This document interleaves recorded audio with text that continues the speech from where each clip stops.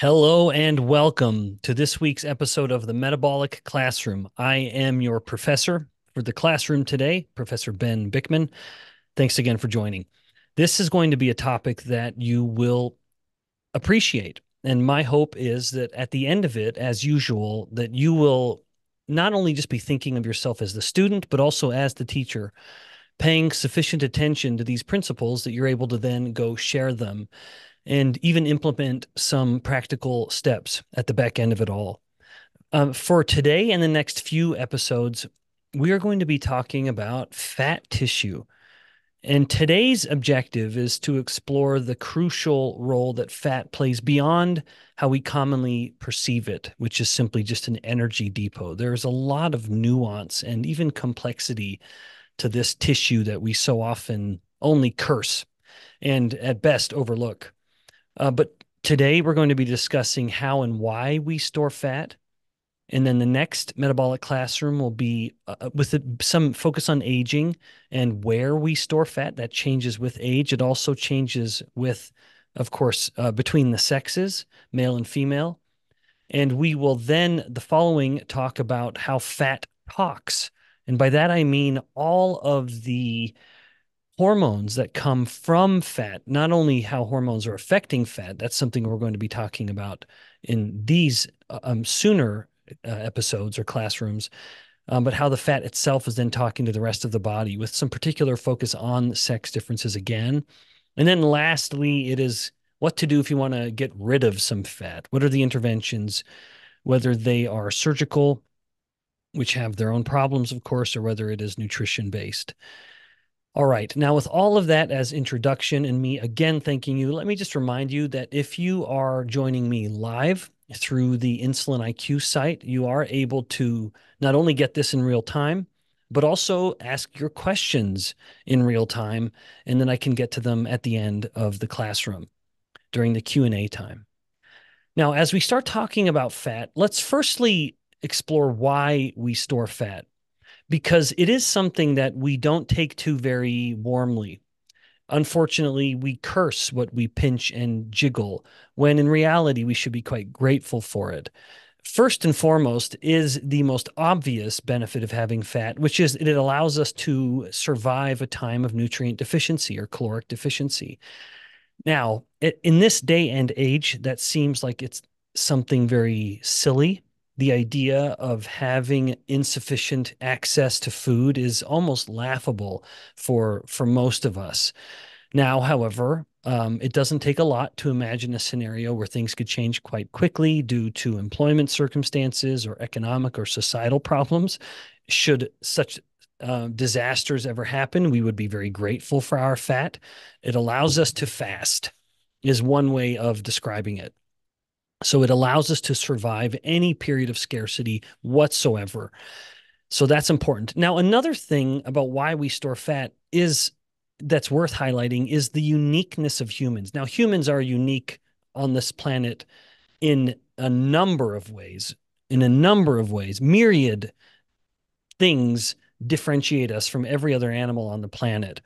Among them is our metabolic capacity, that humans in particular, we are the only land-based mammals that are obese. And we're certainly the only ones that are born obese. Now, there are some other animals that can get fat, but even animals that you typically think of as fat aren't really. Like a cow is very, very lean. You think of other primates, even a lean human coming in at, let's say, 8% body fat would be considered obese if we compared that human to, say, apes or orangutans.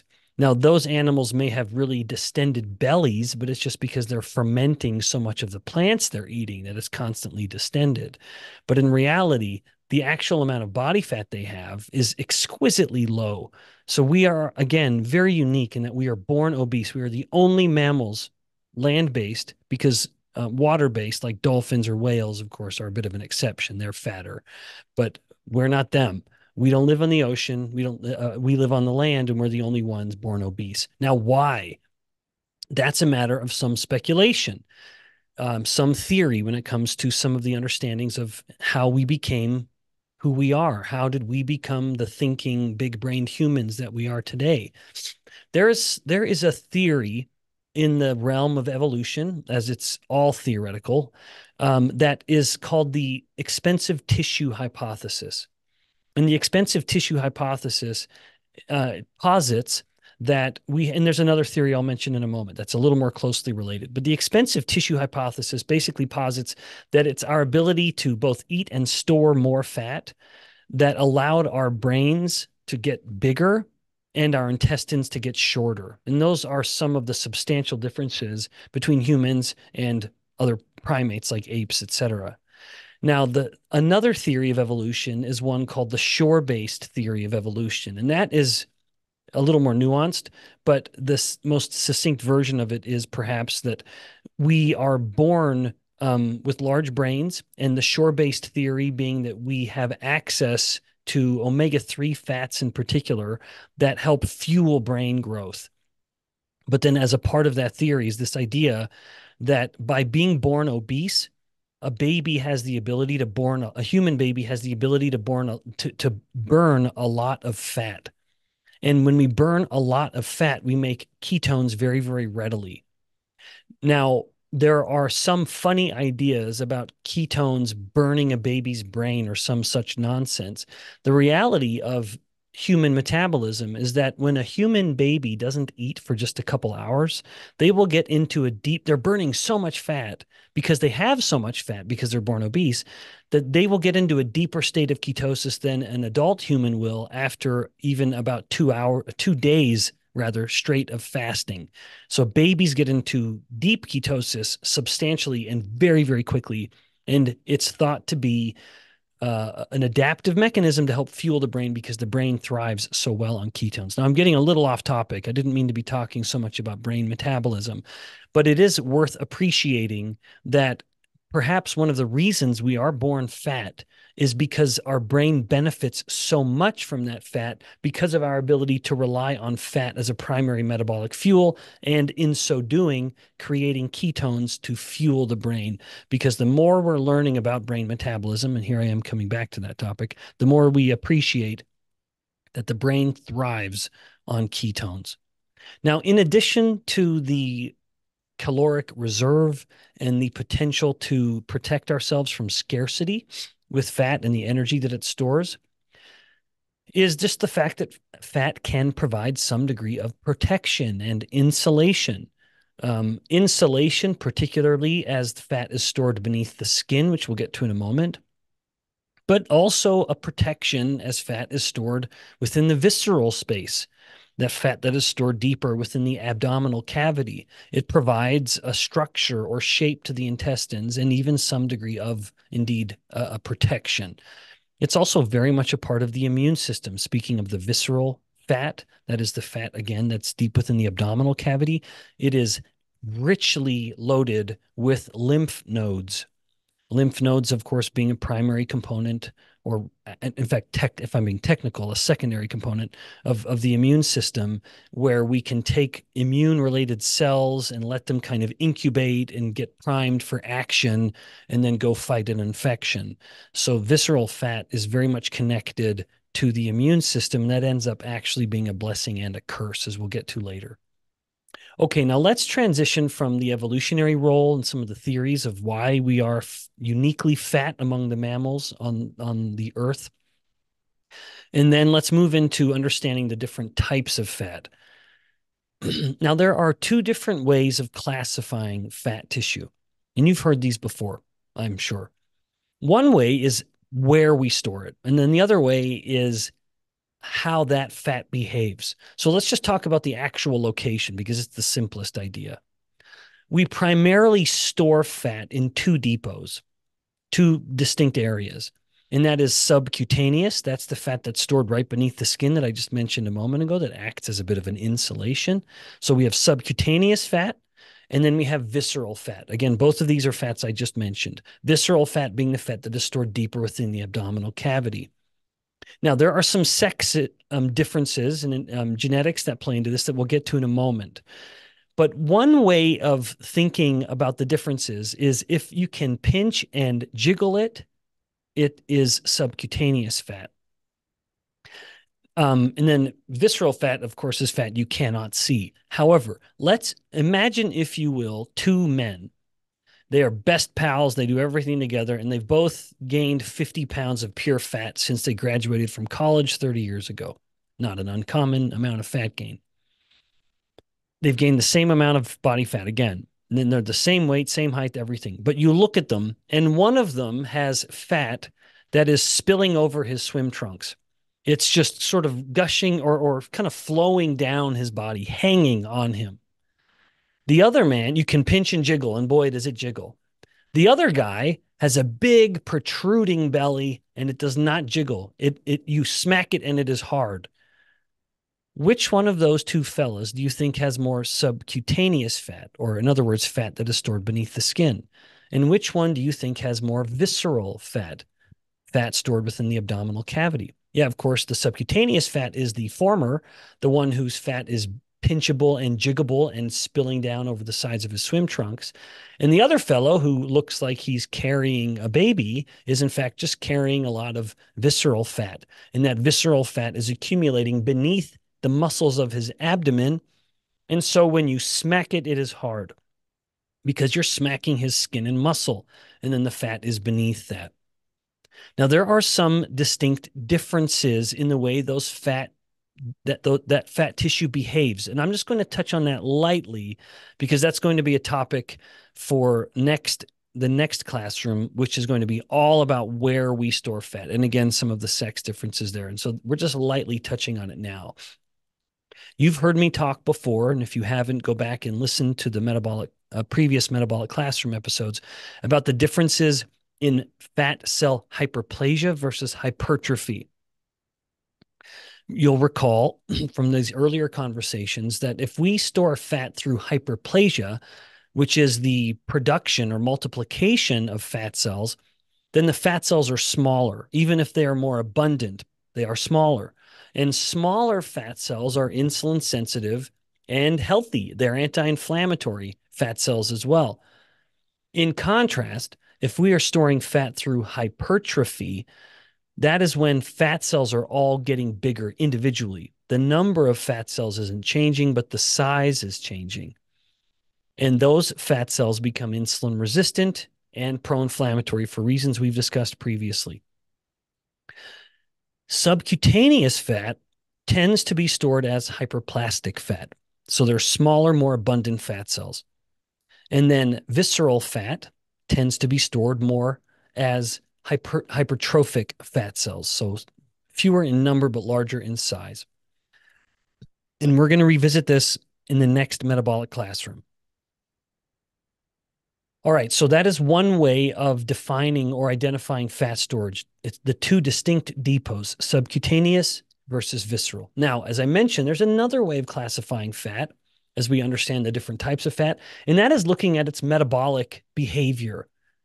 Normally, when you think of fat tissue, you would imagine a tissue or cells that have a very low metabolic rate, and you would be right. In fact, as a scientist who has done these studies, I can assure you that fat cells do, in fact, have a metabolic rate that is so low that it is almost below the point of detection. That when we're testing metabolic rate in fat tissue, it is just, you have to really zoom in to see any of the actual metabolic rate of those cells.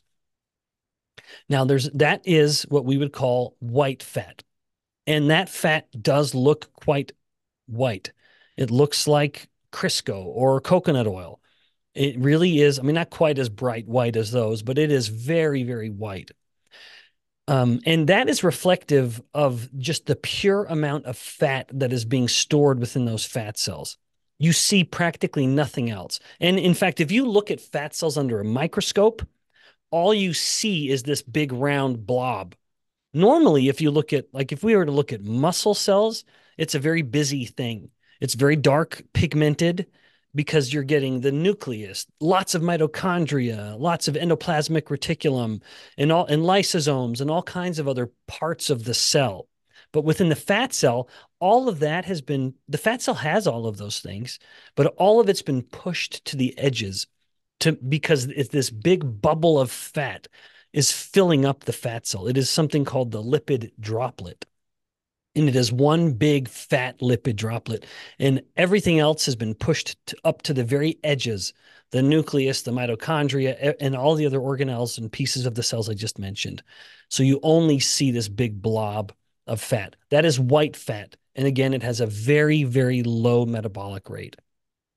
That stands in stark contrast, functionally speaking, and in appearance, to what we commonly call brown fat. Brown fat, as you might imagine, looks quite brown. In fact, it's kind of a reddish, brownish hue. And that's reflective, in fact, of a much higher density of mitochondria in part. So there's a much higher amount of mitochondria, which do tend to stain or reflect a bit of a ruddy brownish appearance. But if you look within the brown fat cells, you don't have one big blob of fat or one massive lipid droplet, to use the technical term. You have countless small little lipid droplets. Now, that's an advantage metabolically for a cell that wants to burn fat. If you have a lot of smaller lipid droplets, you have a much more surface area where you can come in and start pulling the fat off of it to burn. And that is what the brown fat wants to do. With all of those mitochondria, the brown fat cells want to burn energy, and burn is the appropriate verb to use here because it also evokes the sense of heat, and that's what it wants to do. It's not burning the fat or glucose in order to get work done, like, say, a muscle cell would do. A muscle cell's burning calories because it wants to work. It wants to contract and relax. Well, a fat cell has no such job. It is, in fact, kind of inert. It's lazy. It's just sitting there. But brown fat is burning that energy to create heat. And one interesting difference, we're going to talk more about age next time, but one interesting difference when you compare babies to adults within the human family, babies have much more brown fat. And this is probably an adaptive mechanism because a newborn baby also has very little muscle. And so if baby gets cold, baby doesn't really have a good way to warm up. An adult does. An adult can shiver. And as the muscles start twitching, they start generating heat from those biochemical reactions. But a baby can't shiver. And so the baby has much more brown fat, which enables baby to be warm without the need for shivering. And that feature of brown fat tissue happens not only because of the much higher amount of mitochondria, but also the higher expression of a very interesting protein called uncoupling protein 1. Now, this is itself a bit of a deeper conversation that I'm reluctant to go into now. So we're going to hold off on really diving into coupling versus uncoupling within the mitochondria. And that can be a future metabolic classroom. In fact, Insulin IQ team, metabolic classroom team, please take a note, talk about mitochondria dynamics and uncoupling, perhaps next month where we have some open topics still. But that's a fascinating conversation that is worth revisiting. So we have these two overall types. Now there's actually one that slips in between white fat and brown fat. And just as a final note on brown fat, while white fat has a metabolic rate that is so low it's hard to detect, as a scientist, we've published those reports, brown fat actually has a metabolic rate that is on par with what we see in skeletal muscle. Now, muscle has a pretty decent metabolic rate, and brown fat does too. It is multiple times high, like an order of magnitude, 10 times higher than what you see from white fat. Now, again, in between the two is something that is commonly called beige fat. And we even, as scientists, create this weird verb where you can take white fat and beige it, or the white fat cells have undergone beiging. So you can see how we're making this verb, this action of this process of taking the very low metabolic rate, low mitochondrial density white fat and having it start to behave kind of like brown fat. Now, white fat is the fat that we're storing on our bodies to a large degree. All subcutaneous fat, the pinchable jiggable, is all white fat. Visceral fat, the deeper abdominal cavity fat, is all white fat. Now, what we have found, and others have found as well, we've published reports from animals and humans, you have a potential in the white fat to undergo a modest degree of beiging. So it starts to increase its mitochondrial density and some uncoupling. And we found that humans can increase their fat tissue metabolic rate from their subcutaneous fat by up to about 3 times, simply by, in fact, by being in ketosis, actually. And we hope to do some more studies to try to optimize the timing of all of that and find out how quickly it can happen. But suffice it to say, white fat at the subcutaneous depot is capable of undergoing this modest conversion to behave a little more like brown fat. There's no evidence to suggest that visceral fat can do that. Indeed, in our studies of animals, we did not do visceral adipose biopsies in humans. That would be very difficult to do. But in animals, we saw that the visceral fat did not experience this change like the subcutaneous fat did. So this is another reason why subcutaneous fat appears to be a little more beneficial, a little more favorable than visceral, not only because of its potential for a little more hyperplasia, allowing the fat cells to stay smaller, but also this potential for the fat cells to get a little hotter, if you will, to have a little more mitochondria and uncoupling. All right. Now let's spend a few minutes as we transition away from where we're storing fat and the different fat types. I wanted to spend a few minutes talking about the biochemistry surrounding fat storage. First of all, it's just worth highlighting the digestion of nutrients. That when we eat fat, that fat will move through, it gets digested in a bit of a curious way, which is that unlike any of the other nutrients, it moves into the lymph first. And then after moving through the lymph, it comes into the blood vessels where it can then start interacting with cells and getting stored. And it is doing so on a chylomicron, and it's moving within that big chylomicron like a big bus. It's being carried in the form of triglycerides. And then different tissues are going to pull a little bit from that, but generally the chylomicron is going to go to the liver, and the liver is going to take care of it. It's going to store some, or it's going to repackage it and release it as a VLDL, another bus that's carrying different fats and different proteins.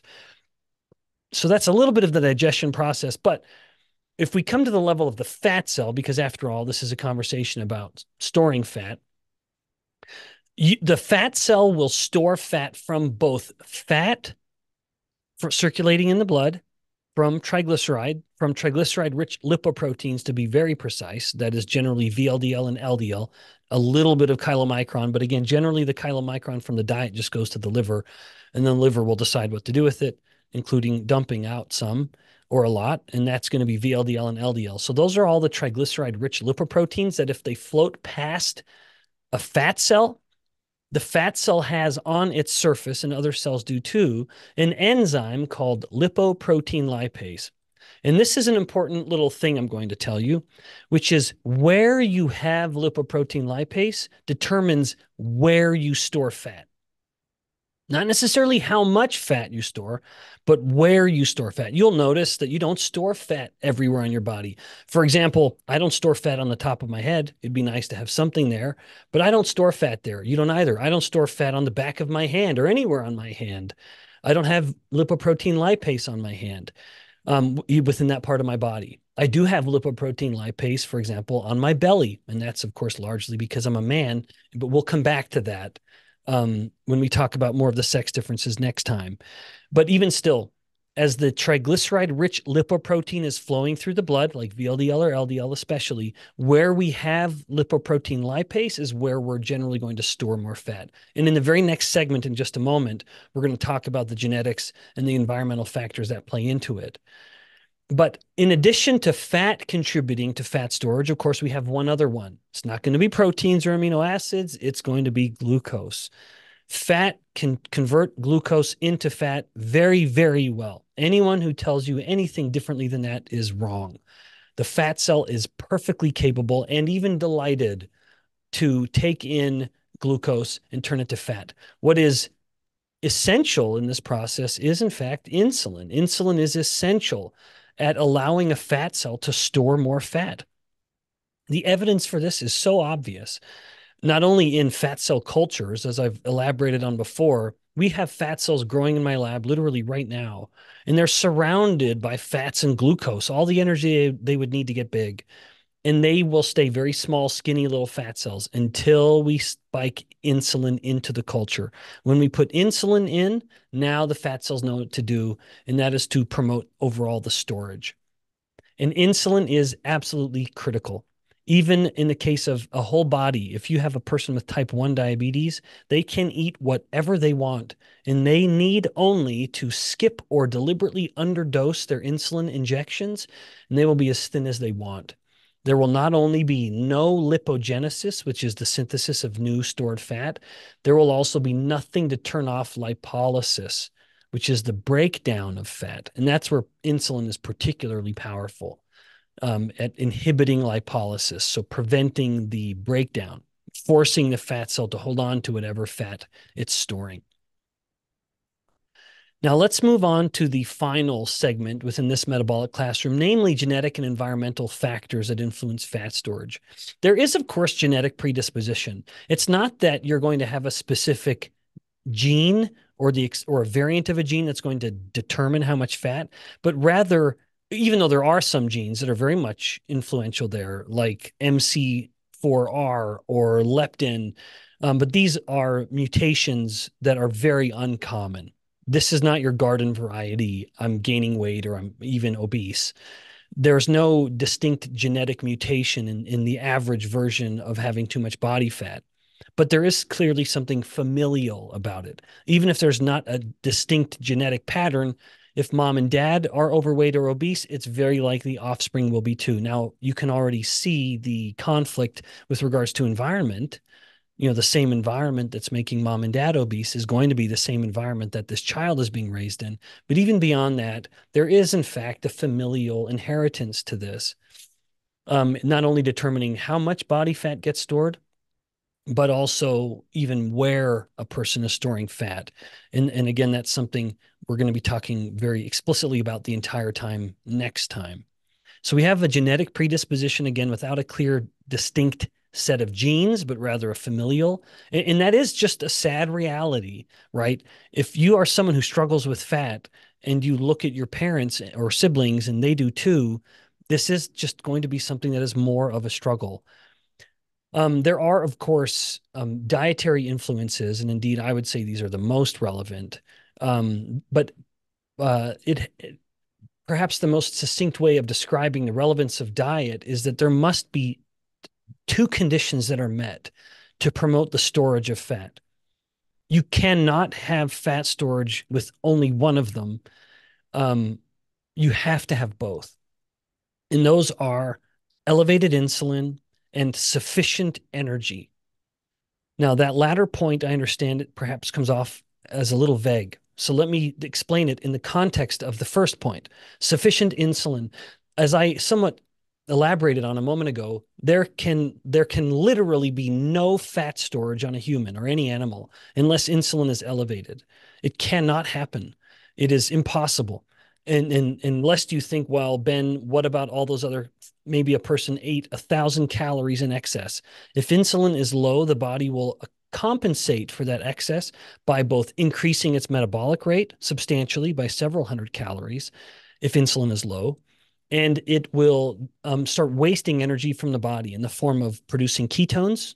Remember, every ketone has a caloric value roughly comparable to glucose. And when you're in ketosis, you're breathing out those ketones or urinating out the ketones. Then if the problem got so bad, then glucose levels get so high that glucose is also spilling out into the urine. So the body has ways to compensate, to reconcile this. But again, if insulin is low, there's no potential for fat storage. Now, if insulin is high, there is the signal for fat storage. But insulin itself is not energy. It's not the hydrocarbons that are capable of being stored as fat within the lipid droplet of a fat cell.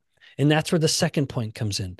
It's one thing to tell the cell to store fat, which is what insulin is doing, and why that is a drum I beat so loudly.